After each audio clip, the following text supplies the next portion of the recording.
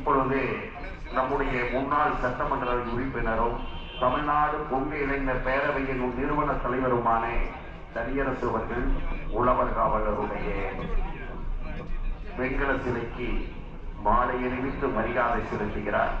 இப்பொழுது நம்முடைய ஏர்முனை நாயகர் கட்சார்பற்ற விவசாயிகள் சின்னத்தின் மாநில செயல் தலைவர் அவர்கள் நம்முடைய தனியரசு அவர்களுக்கு கௌரவித்து பொன்னாடை போற்றி கௌரவிக்கிறார்.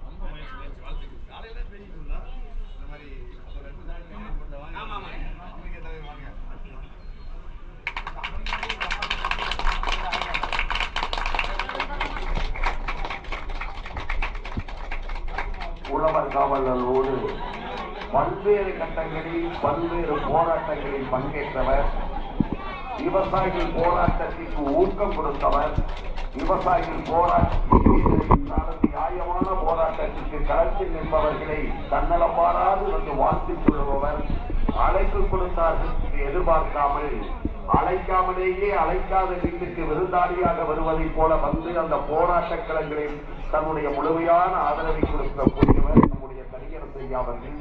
அவர் உழவர் காவலருடைய இந்த நிகழ்வில் பங்கேற்றது உள்ளபடியே உழவர் அத்தனை பேர் மனநிலையிலும் மகிழ செய்திருக்கிறது. உழவர்களுடைய அத்தனை பேர் உள்ளங்களிலும் மனதில் மகிழை செய்திருக்கிறது.